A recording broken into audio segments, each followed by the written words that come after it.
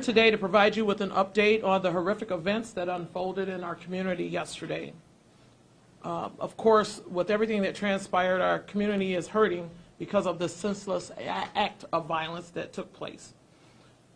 Just as a recap, we have 4 victims that are deceased, 5 in the city that were injured. 4 of those injured individuals were treated and released.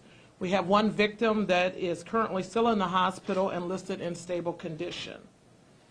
22-year-old Christian Soto is in custody and being charged with the heinous acts that took place yesterday. We have no other indications or any other reports that anyone else was involved in the events yesterday besides Soto. We received numerous calls yesterday from residents who saw portions of the violence unfolding. I definitely want to thank those community members that stepped up and made those calls to 911 because it enabled for us to get there quicker and get to the right locations. Law enforcement, our first responders across the board did a phenomenal job with getting to the scene, rendering aid as quickly as they did. And on a daily basis, day in and day out, they do an outstanding job serving and protecting this community. I also want to say thank you to Rockford Public School District as well as Rosecrans for stepping up and taking the lead and starting those efforts to help our community begin to heal. They're providing counseling services at Flynn Middle School today and tomorrow to the community. I will add just real quick, I did get a phone call in regards to the numerous community members that were showing up for the services to the point that they even had to call in extra counselors. With that being said, definitely we're concerned about the community, but I'm also concerned about our first responders. So we are diligently working with our EAP program to get our first responders the services that they need to make sure that they're well so they can continue to serve the community. You're going to hear from numerous others on our team that have been boots on the ground and providing the services.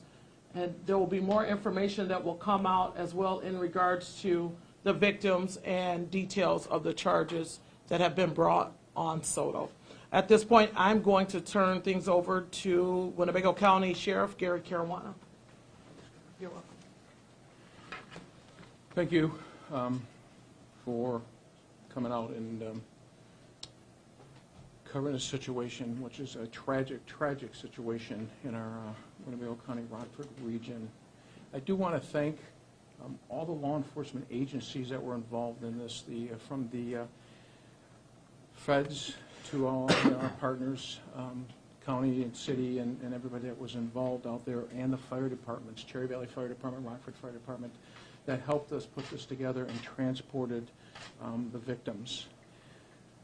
So the situation came out that there was a person that was on the loose stabbing. We didn't know what we had. We know we had a situation, very serious situation at the time. So the county in that area, it goes in and out of the city, county, and we back each other up all the time. We responded to the situation where it was occurring in the Skokie, Cleveland, Holmes area. At that time, we were also heard that we were being dispatched to the area of 2100 Eggleston, which is in the county, and we responded there along with Rockford. And what we found was there was a good Samaritan that was helping one of the ladies that was a home invasion. She ran from the home on Florence and was tackled there at 2100 block of Eggleston, and he was in the process of stabbing her. The Good Samaritan stopped that situation, and she could have easily been deceased if he did not become involved with that. He ran off, came back, tried to get into his Jeep, and he was actually stabbed also. But he did a tremendous job in helping. At that time, city county squads arrived, and the chase ensued. One of the deputies was able to jump over several fences, was able to get him apprehended. Right behind them were Rockford PD, and that's where the point where they took him into custody. Again, heartfelt sorrow for the community. I want to thank all the people that are providing help to the community and to the first responders. And I want to, again, my condolences to the family. and just a tremendous job of all of our teams coming together, working together again with our local law enforcement and the feds. So appreciate your concerns for being here. I'm going to turn it over to the County Board Chairman, Joe Chiarelli. Thank you.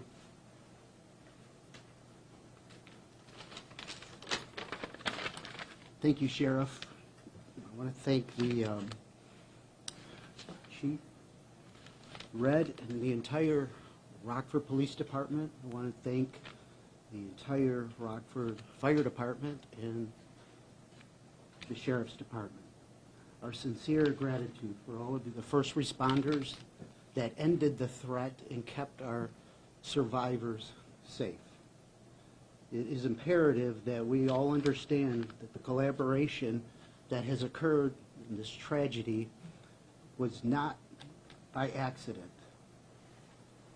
We want to ensure the citizens of Winnebago County that we are doing as much as we can by resources, financial and otherwise, and our human capital, to have the best trained and the most equipped to handle these types of situations.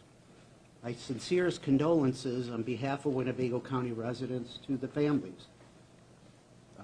It's unimaginable what they're enduring at this point in time.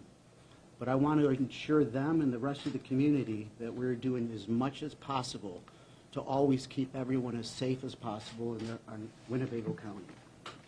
As a former alderman of this area, it touches me deeply in my heart that I represented the same people that were affected yesterday by this horrifying tragedy. And going back in time and serving them and having neighborhood meetings in that exact area where these murders occurred, knowing the quality of their minds and their hearts, how they only want the best for our community, and to be in a position of this tragedy is unimaginable for me. So my sincerest gratitude for them, for keeping their strength and helping assist the first responders, and my sincerest condolences to the people who lost their families in this area. So again, we will do as much as we can to keep the multi-jurisdictional cooperation going for the future. And I also want to say here that please respect the families. The media, all citizens, please respect the families' time in their mourning. There will be a time to reach out to them, but they need this space right now with the therapist and the counseling, and that would be my number one request today, is to make sure you respect the families. Thank you. Thank you, Chairman. My name is Tom McNamara. I'm Mayor of the City of Rockford. I want to begin today first speaking on behalf of the Winnebago County Coroner's Office. I've been asked to release the names of those that are deceased from yesterday's horrific incident. They are 63-year-old Ramona Schubach, 23-year-old Jacob Schubach, 49-year-old Jay Larson,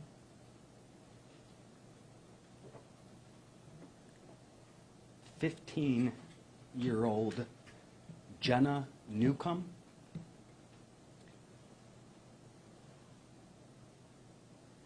Jenna's mom wants the community to know that Jenna died saving her sister and her friend and protecting them from further harm.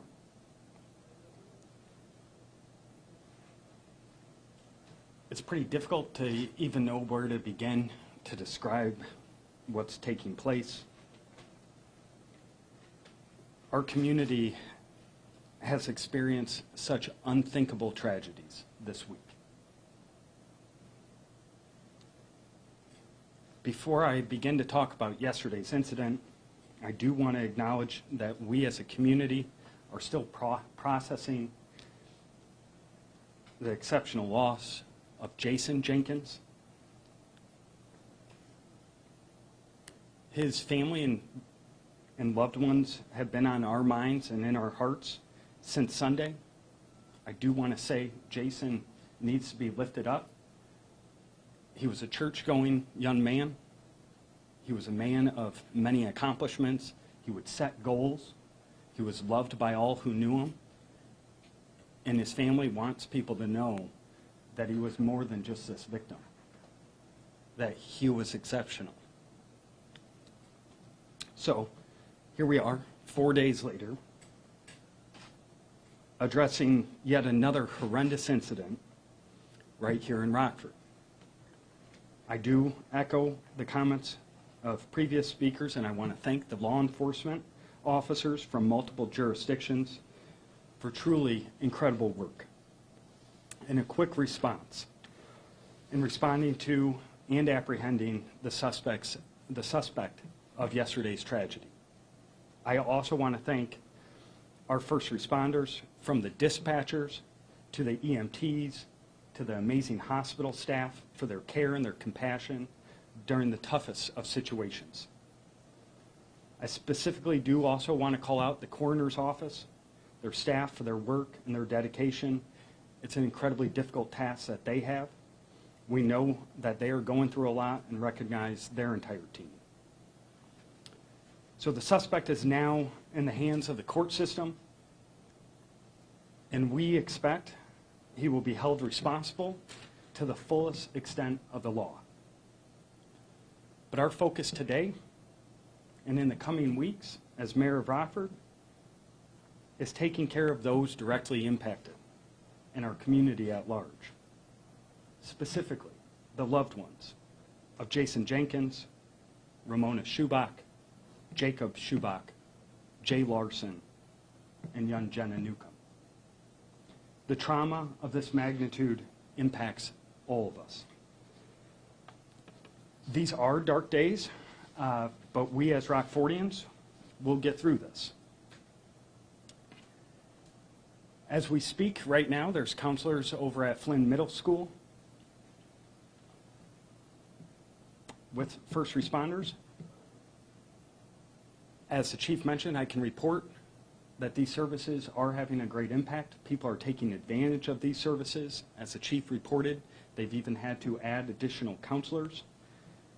And again, a sincere thank you to Rose Grants from their leadership with Dave Gomel, to the counselors who are showing up at Flynn Middle School, to Rockford Public Schools, Dr. Aaron Jarrett and his facilities team for helping work so quickly to make this available to those who are just absolutely hurting. However, this is absolutely just the beginning of our community healing and those families beginning to heal.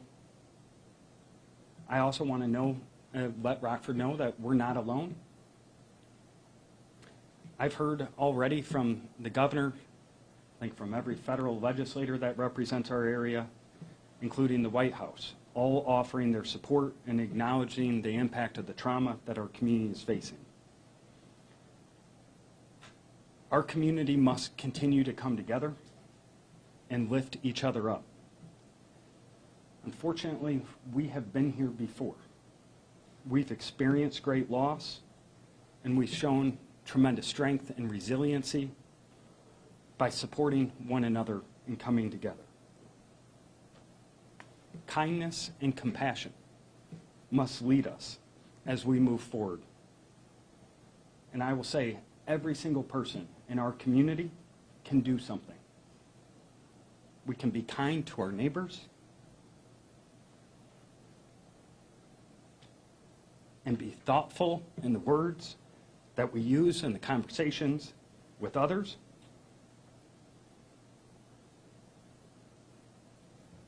If the last couple days doesn't show you, life is just far too short to speak hate. More than ever, the people who are most impacted by this horrific event need to see our community linking arms, not pointing fingers, but working together with an aligned vision of healing and moving Rockford forward as one Rockford. With that, I have the opportunity to introduce Ruth Mendoza. My condolences to your entire team. Ruth is the inspector in charge of the U.S. Postal Inspection Service from Chicago. Thank you, Mayor. Good morning. I'm Ruth Mendoza, U.S. Postal Inspector, Inspector in charge of the Chicago Division of the U.S. Postal Inspection Service. It is with great sadness that I extend my deepest condolences to the family of the victims, the community of Rockford, and my own Postal Service family. A 25-year veteran of the U.S. Postal Service, letter carrier Jay Larson, was taken from his family and from this community yesterday. This tragedy occurred while Jay was doing his job, like many of us were at that exact time. Jay was doing what he loved, serving his community, delivering mail to customers that he has served for 25 years. The U.S. Postal Inspection Service is the federal law enforcement branch of the U.S. Postal Service. It is our mission to investigate crimes involving letter carriers and to hold those responsible accountable. We thank the many first responders who urgently answered yesterday's call for help. We appreciate the outstanding collaboration and professionalism of the Rockford Police Department, the sheriff, and all the law enforcement personnel in this area. Postal inspectors will continue to provide whatever assistance is needed for however long it's necessary. Thank you, Chief Carla Red, Sheriff, for your leadership, and thank you to the brave detectives, officers, first responders, firefighters of the Rockford area, and all of the law enforcement partners here today. Thank you. State's Attorney Jay Hanley. Good morning, everyone. My name is Jay Hanley. I'm the Winnebago County State's Attorney. Today I'm going to go through the charges against Christian Soto. I'm also going to provide a factual summary. Before that, though, I want to briefly describe just the charging process here and generally how it occurs here in Winnebago County, and then how it's occurring with respect to Christian Soto. So, law enforcement investigated the crime. They, do the investigation. We aid in that sometimes where it's search warrants or the like, which is what occurred here. Then they present the case to us for charges. We apply the facts, the investigation that they've done to the law, and determine what should be charged. I think most people understand that. Here in Winnebago County, what usually happens is someone is initially charged by what's called a criminal complaint. So an officer, detective prepares that criminal complaint, and they also prepare a factual summary. The charging process is not done at that point. As again, most of you know, we ultimately will take that case before a grand jury and indict that case. And the reason I discuss that is for a number of reasons. First, the charges that I'm listing today, there may be more charges, and I think there probably will be more charges at the time that we present this to the grand jury.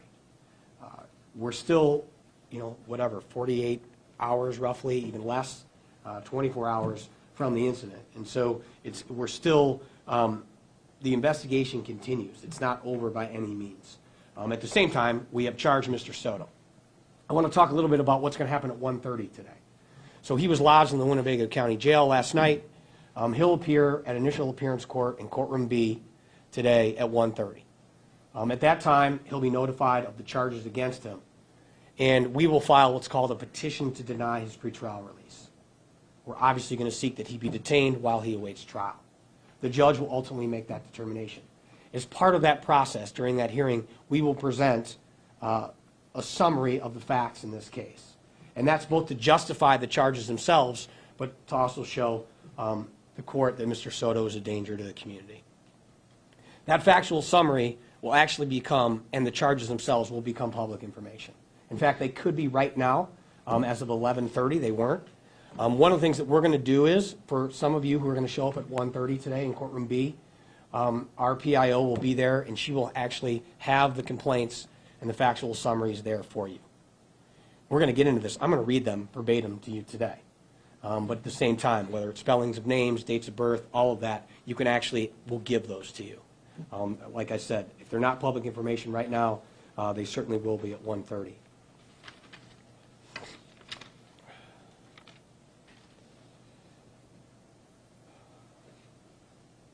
Christian Ivan Soto, date of birth November 23rd, 2001, is charged as follows.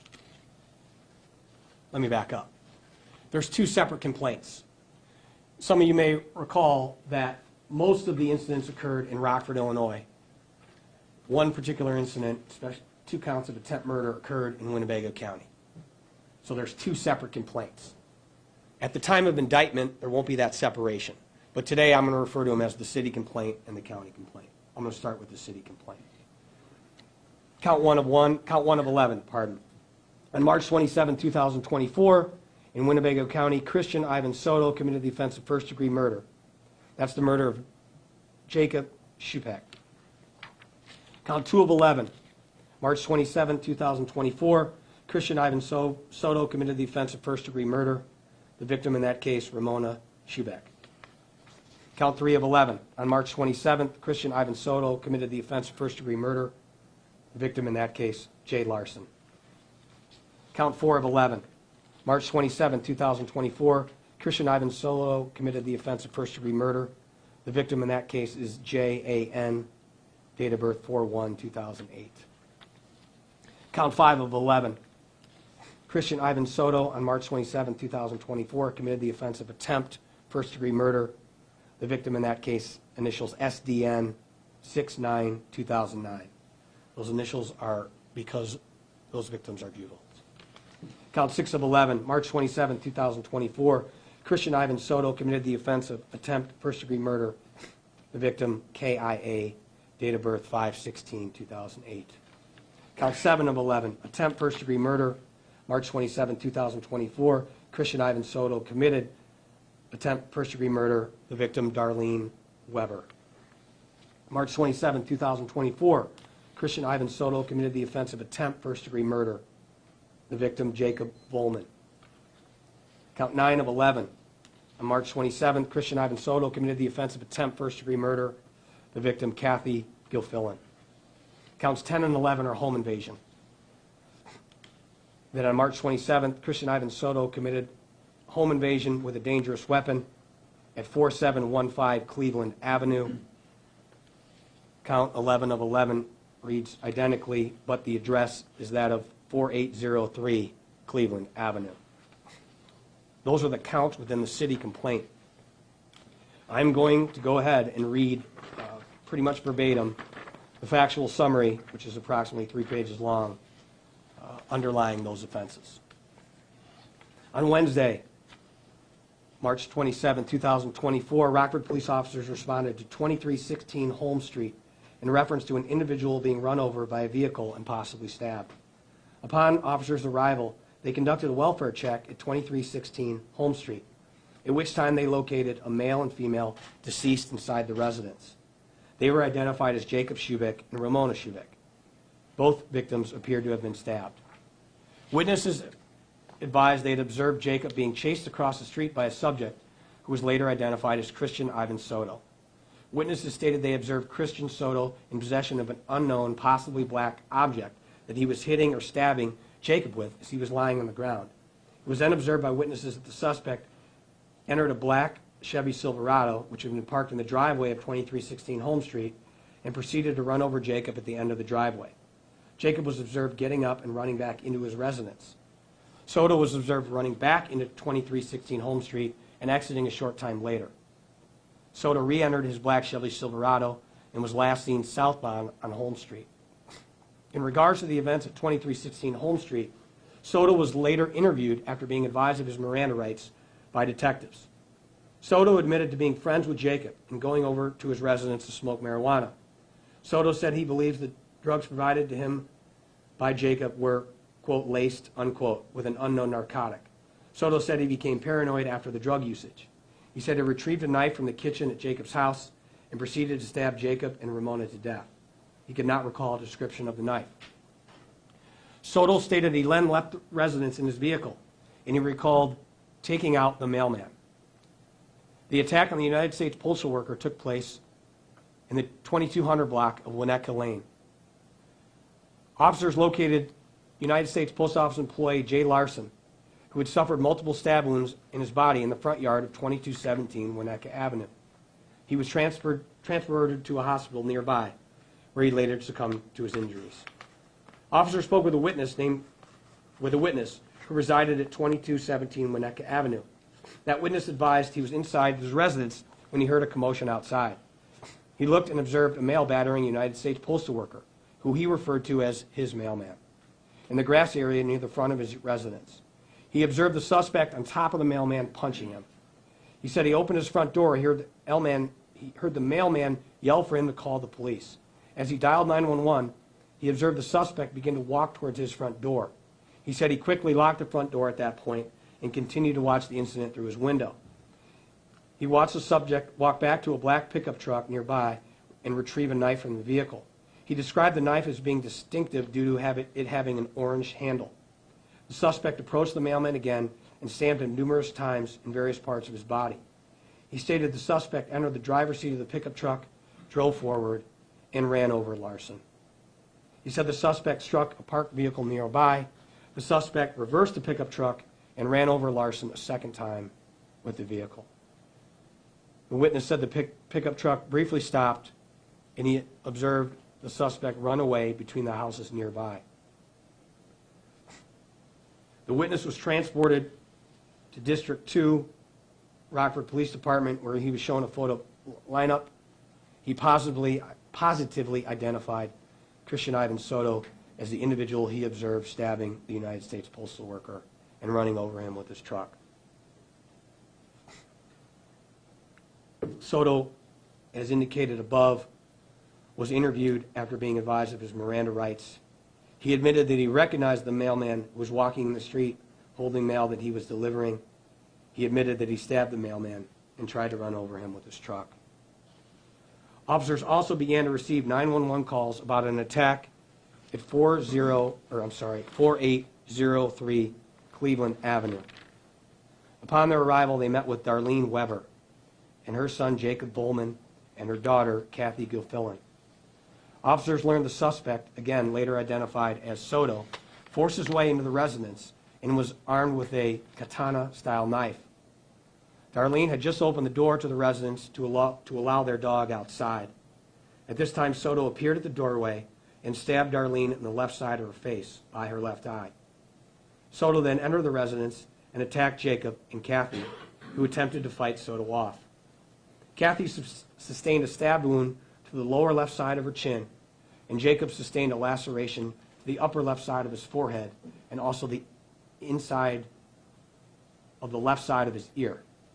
Jacob was unsure if he was stabbed or if he sustained the injuries from Soto punching him. Jacob advised he struck Soto with a syrup bottle, at which time Soto left the residence. Darlene, Jacob, and Kathy were all transported to a hospital where they were treated for non-life-threatening injuries and were later released.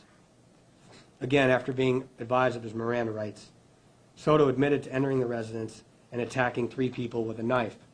He recalled the residence having a pit bull and the dog biting him on his leg while at the residence. He fled the residence on foot. Officers were then flagged down about subjects being stabbed at 4715 Cleveland Avenue. As officers were responding to the multiple reported crime scenes, Rockford Fire Department was flagged down by a female in the 4700 block of Cleveland Avenue, who reported additional injured persons at 4715 Cleveland Avenue. Within that residence, officers located 2 injured juvenile females, SDN and KIA, along with a deceased juvenile female, JAN. They were deceased within the basement of 4715. She was deceased within the basement of 4715 Cleveland Avenue from apparent trauma to her health. Juvenile SDN, who had been transported to a local hospital, sustained an ulnar fracture, multiple lacerations to her head, and bruising to the left side of her torso. Juvenile KIA sustained several bruises to her left shoulder, left arm, and left leg. Detectives spoke to KIA. KIA spent the night at her friend J.A.N.'s house. The two were in the basement watching a movie on a laptop in J.A.N.'s bedroom.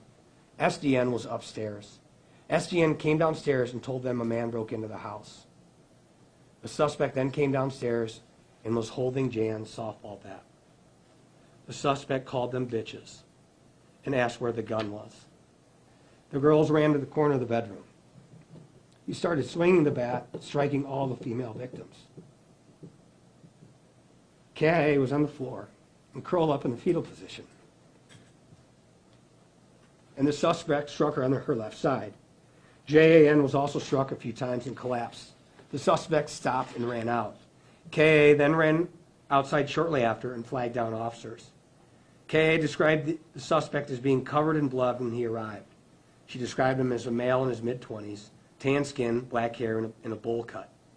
She stated he had on a beige hoodie and blue jeans, being approximately 5 foot tall, and he was a little taller than her. She described him as skinny. Detectives spoke with SDN.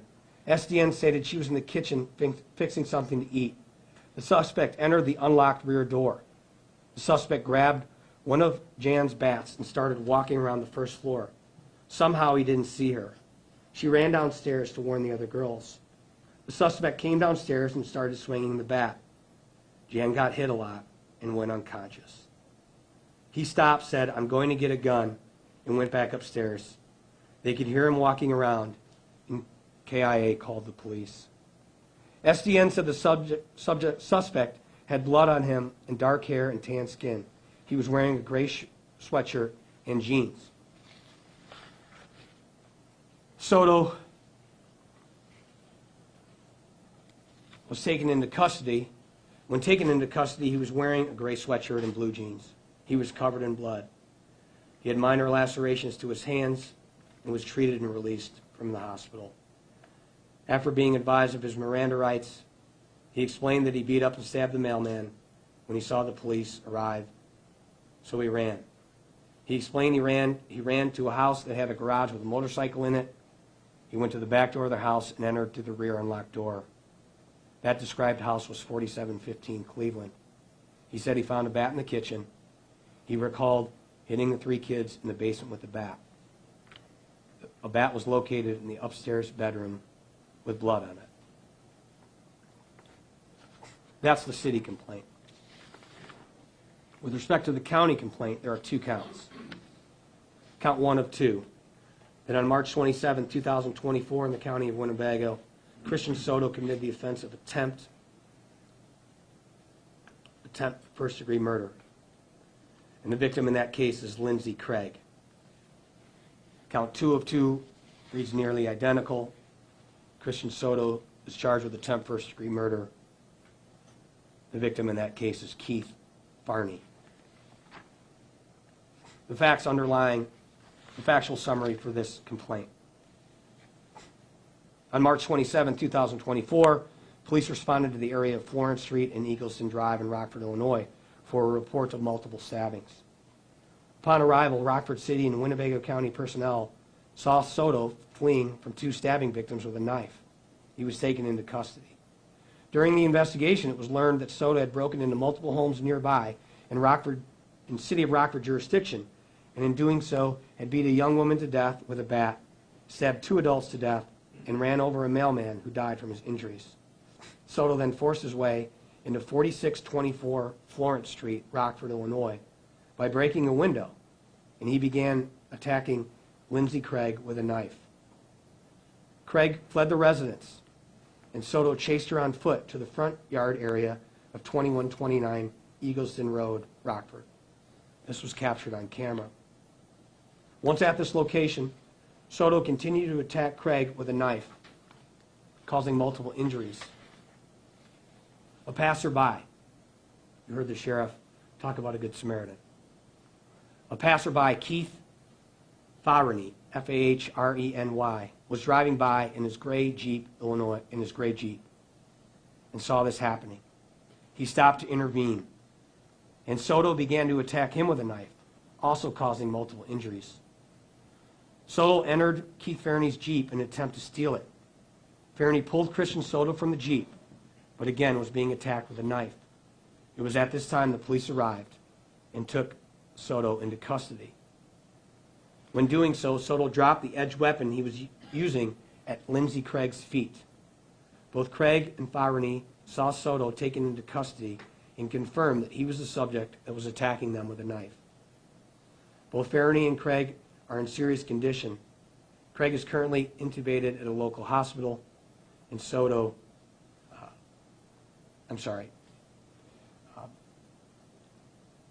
Craig is currently intubated at a local hospital. So I'm going to attempt to do a bit of a summary in terms of the addresses. The first address was 2316 Holmes Street. And it was that address that he killed Jacob Schubeck and Ramona Schubeck, who, as the factual summary indicates, he knew. The second address was 2217 Winnetka Avenue. That was where the murder of Jay Larson occurred. The next we believe to be 4715 Cleveland Avenue, which is where the juveniles were attacked and JAN was murdered. Next, 4803 Cleveland, which is the attempt murders on Weber, Volman, and Gilfillan. The last address being 4624 Florence Street. Those are the attempted murders of Lindsey Craig and Keith Fernie. I have to say this. Soto was presumed innocent unless and until convicted, found guilty by a jury or court of law. As I mentioned, at 1:30 today, we'll be seeking his detention. I'm confident that he'll be detained pretrial. We'll also provide you with copies of these complaints and the factual summary. Keep in mind, as I mentioned earlier, the charges are likely to be different, or there'll be more charges at the time of indictment, and also that this investigation continues. This is the information that we know right now. Thank you. I have a question for Ruth. There are a lot of mail carriers right now who do feel scared to go to work. Obviously, this is traumatizing for our whole community, but anything that you can say to them to make them feel better? No comment. We have addressed our employees, letter carriers, directly this morning at the Postal facility. Thank you for your question. We mourn with the Postal Service family and the family of all the victims mentioned today. Are there any potential federal charges because a mail carrier was involved? So I can speak to that. The answer is possibly. So as you know, this happened yesterday. We have charged it as we can. It occurred in Winnebago County. Discussions with our federal prosecutorial partners will occur in the upcoming days or weeks, and that will be discussed. So it's possible. For those who are trying to find reason in all of this, is there any look into what the motive might have been at this point? So as a prosecutor, I almost never discuss motive because it's not something that is required in the proof, in a very technical way. I understand that rightfully the public wants to provide some context, some answer as to why this occurred. I don't. You heard in the factual summary that he indicated that he's saying that he smoked marijuana that may have been laced, and that's what he discussed. But as I read the factual summary, there also seems to be a real consciousness of what he did, that he was conscious. And so I don't really have a good answer for that, and I'm not sure we will. Just a question for the Can you mayor. talk about what the relationship is between the suspect and Jacob? How long did they know each other? And had he been to the home before? Can you talk a little bit about that? I don't know any of that. Does anyone, Chief, perhaps? So we do have information that Jacob and Christian have been friends for quite some time. As a matter of fact, to the point where it sounds like they grew up in the neighborhood together. if you can answer this, Chief, or not. Was the suspect, you had prior contact with the suspect at all? Or had you ever been to Jacob's home prior to any issues? So I can tell you, we've had minimal contact at Christian's home. Nothing that would have provided any indication that something like this was going to transpire. Okay. I can speak to that. Just a question for the mayor, too. Sorry, if you I'm going to would. follow up on that. So in 2022, he was charged with a Class 4 felony, I'm sorry, sir, who is he? Soto, well, criminal damage to property. He was alleged to have spun out his car on the Black Hawk Forest Preserve. So that was back in 2022. And then he's had some traffic matters. Again, just a question for the mayor. This is the first press conference I know that I've been to where I've seen city officials almost in tears while they're up here. What has been the hardest part for you during all of this? As a city, it's just things that you've seen.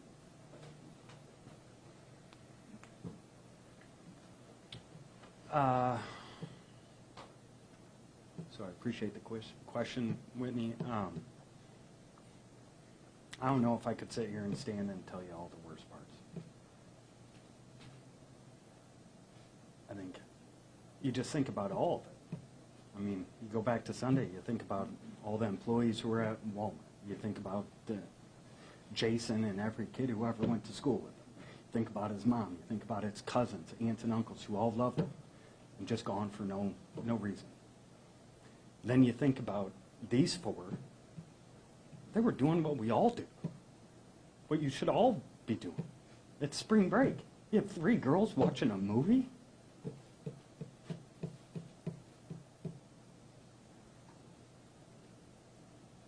I can't even comprehend that.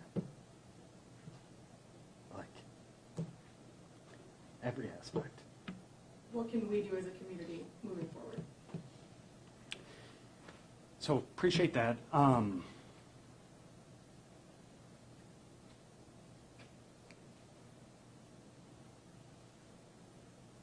It sounds simple, but it's important. Be kind. There is plenty of time. And what we do really well as Rockford is digest and go over each and every detail where we could fix and do things differently. There's time for that. It's not today.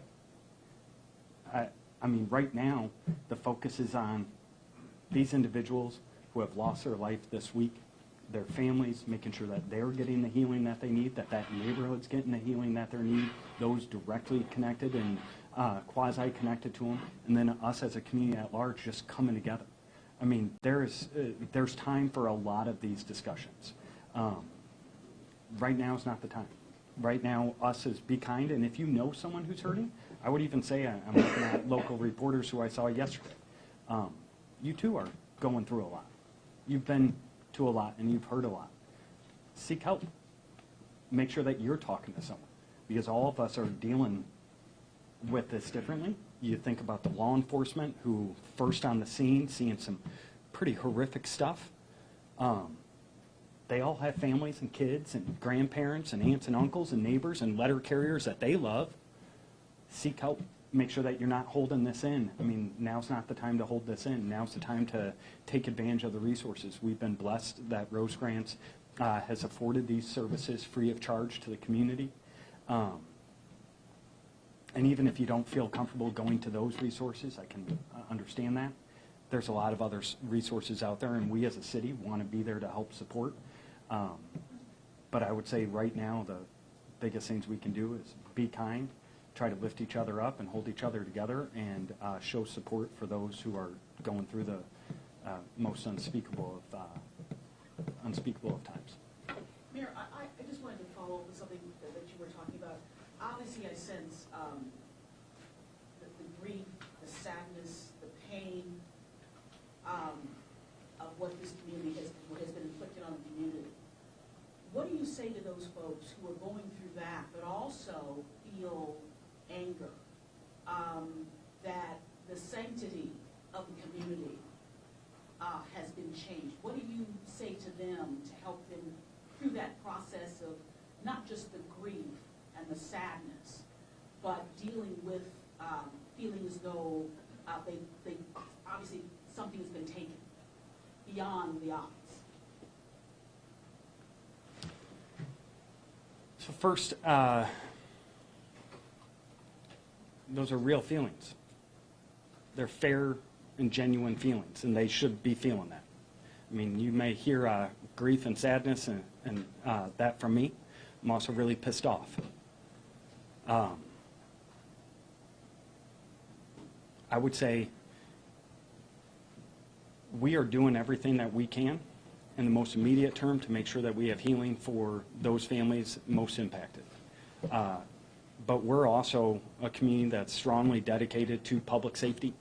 I mean, I could rattle off a million things that we as a city have done, from increasing the police budget by 40%, increasing the amount of technology and resources, the authorized budgeted number of officers. Public safety needs to be the #1 priority. You need to feel safe at your home. You need to feel safe at your place of worship, your favorite restaurant, your favorite grocery store, traversing across our community. You need to feel safe.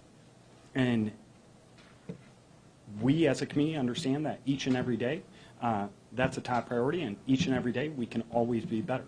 But I'm blessed that we have a fantastic chief who has fantastic leadership, who has amazing officers, and a city council that is strongly supportive of ensuring that our city remains safe.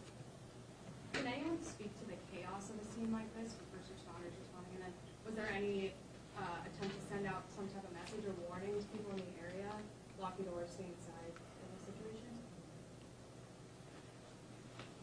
In regards to that question, I'd say things were rapidly unfolding, and the suspect was in custody in a relatively short amount of time.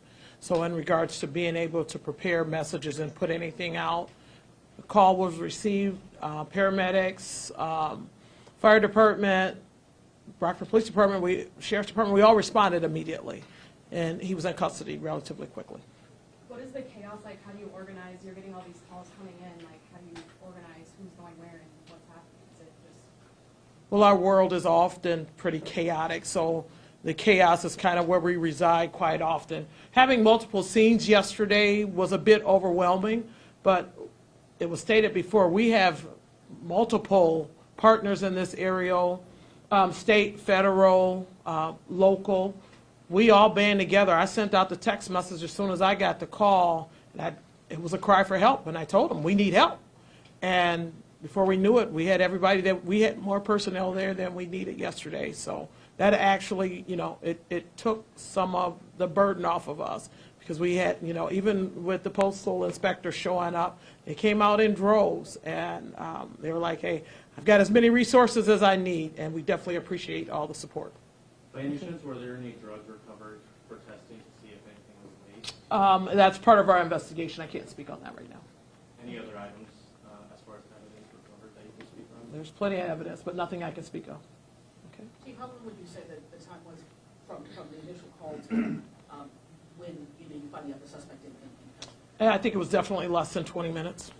Less than 20 minutes from the initial call received at the 911 center to us getting there and ultimately suspect being in custody.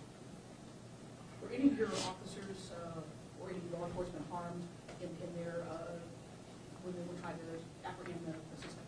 Not with the Rockford Police Department, but I know there was a deputy that sustained an injury, so I'll let the sheriff speak on that.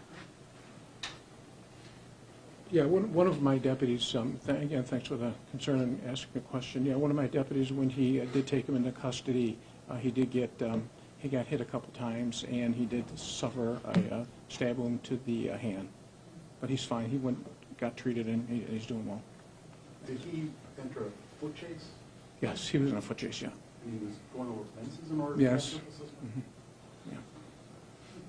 All right, thanks, everybody. Thank you.